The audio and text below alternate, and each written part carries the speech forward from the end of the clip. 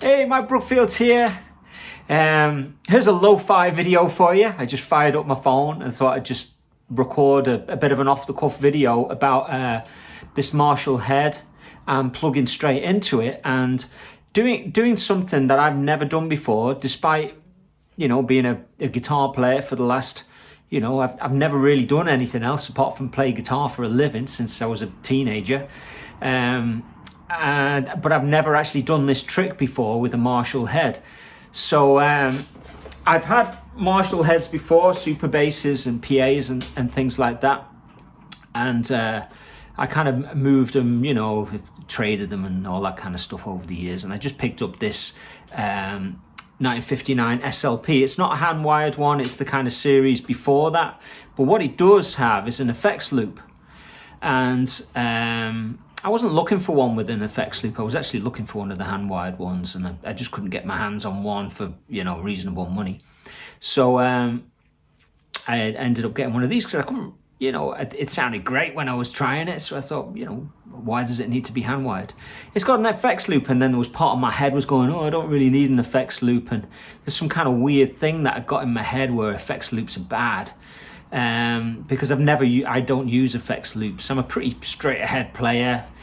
If I have a pedal board, it'll just be a few bits in front of the amp and that'll be it. Never used an effects loop.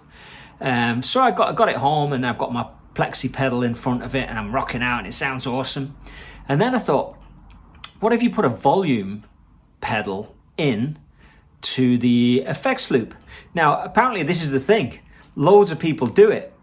And when I looked it up afterwards, there's loads of people doing it. People use EQ pedals and all kinds of pedals, and even JHS, they do, it's a little thing called a black box where it's the same thing. So what it means is you can actually crank the preamp and then you can just bring the volume down with the volume pedal.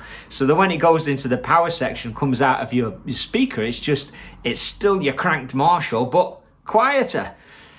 So, I know there's attenuators out there and stuff like that. But again, you have to pay a fair few quid for a decent attenuator. And this you can do with just a basic volume pedal. So you can see, I'll just adjust the camera there, my phone. So you can see on the floor there, I've got a volume pedal.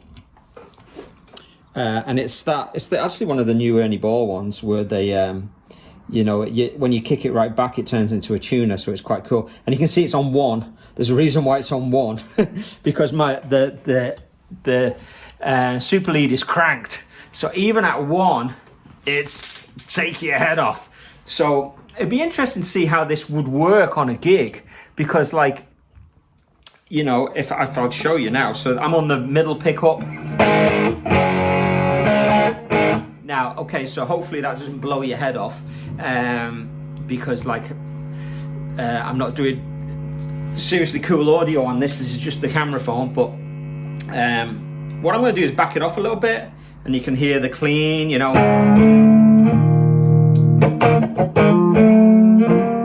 on the bridge pickup, neck pickup.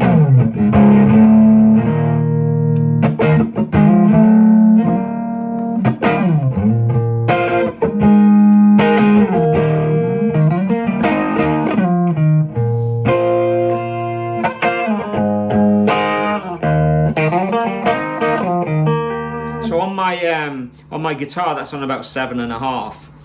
So if I just turn it up on full,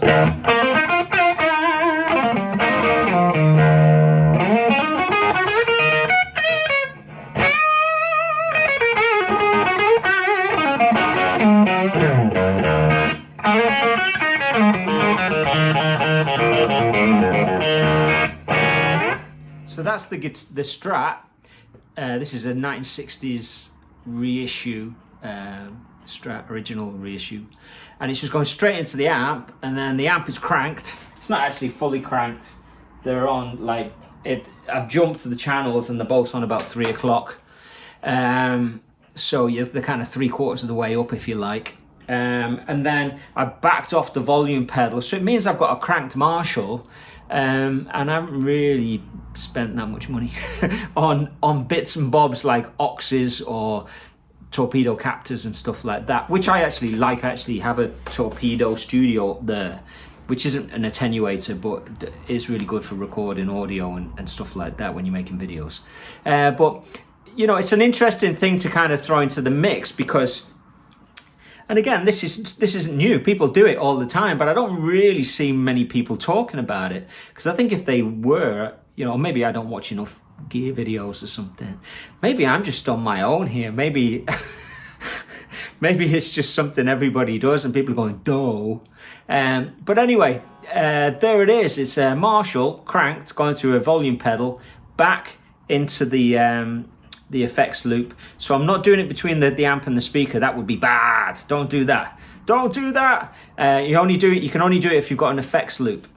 So there's a kind of a thing where I suppose it brings up the debate about the snobbiness of like, oh, effects loops are bad because they affect the tone, but the actual benefits from them, if you can do something like this with it, are pretty awesome, you know. So I suppose it's a little bit of a note to somebody who goes for a hand-wired one that doesn't have the effects loop. Like this is a 1974X, that's a hand-wired, you know, 18 watt.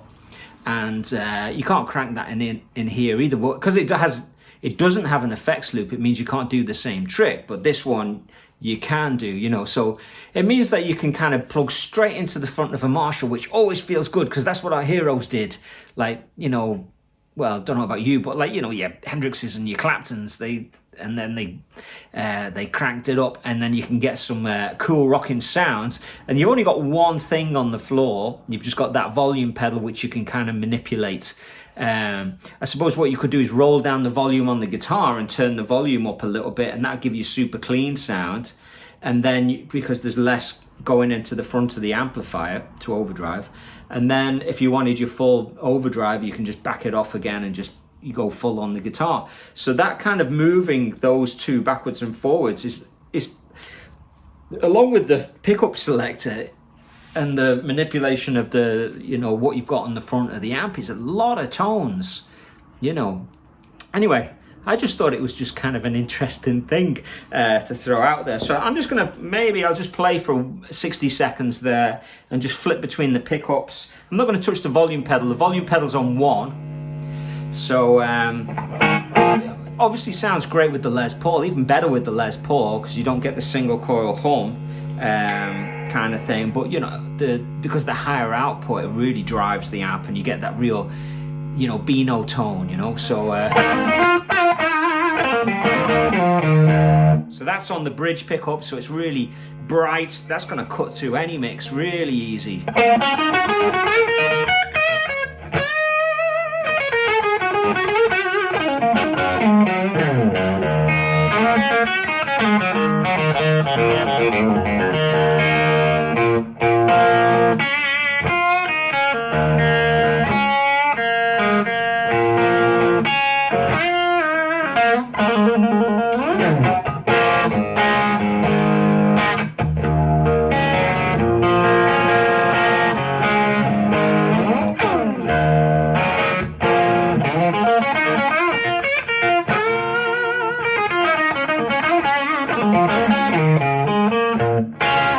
If we go into the neck pickup,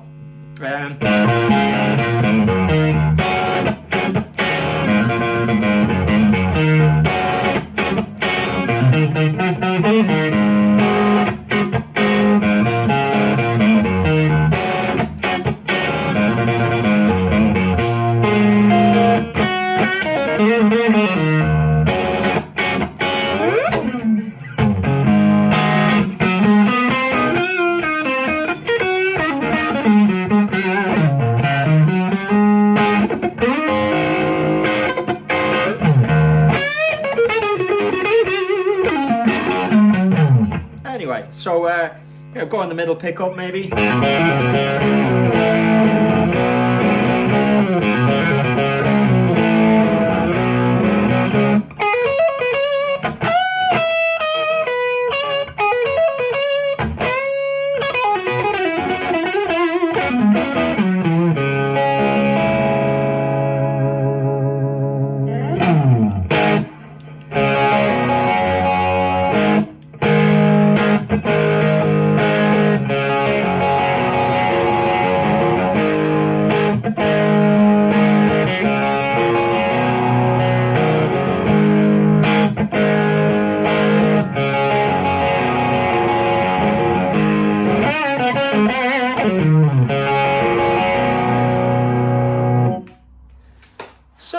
isn't that a bit of interesting? Interesting for me because I've never done it before. And like I said, well, if I haven't done it before, maybe there's quite a few people out there that are not aware of this trick. So there you go. That was a just a bit off the cuff video, me messing about with my 1959 SLP. I think it's from about 2002, that one, or it could be 2005, not sure. But anyway, it's before they just before they brought out the hand-wired versions. You see I have a Vox AC30 head over there. You can do the same with that, except that has an attenuator on the back, so you kind of don't really need to. It's kind of like got a built-in one. So, you know I'm talking about pretty basic things here because everybody's so educated now with so many pedal videos, and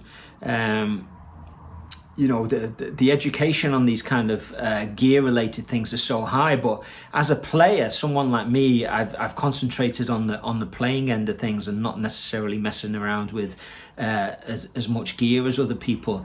You know, some of my students are way more knowledgeable about pedals and guitar strings than I am. You know, all I know is what I feel kind of comfortable playing, but I do get excited when I do find something new. And this is a very, very simple trick. And what I'm excited about is that I don't have to have any pedals on the floor. It's actually reducing equipment because it's guitar, amp, volume pedal, but still got access to a range of tones, which would suit certain gigs but might not suit other gigs. You know what I mean? If you needed to be more ambient, then you know, this is obviously dry. So this is sorry about that, I got cut off there. My wife ringing up, asking me what I'm up to. I'm talking about Marshalls, playing my guitar really loud, of course. So anyway, there you go. There's a quick video talking about effects loops, the Marshall. If you've got an amp at home and it's got an effects loop and you want to get rid of a few overdrive pedals or something, maybe try and get rid of your pedal board and put a volume pedal into the effects loop and see how that sounds. You might find that you can get a little bit kind of closer to that more kind of rootsy sound of your amp than using lots of pedals and having a big door on the floor full of pedals. So anyway, keep it happening. Speak to you soon. Keep it burning. Woo!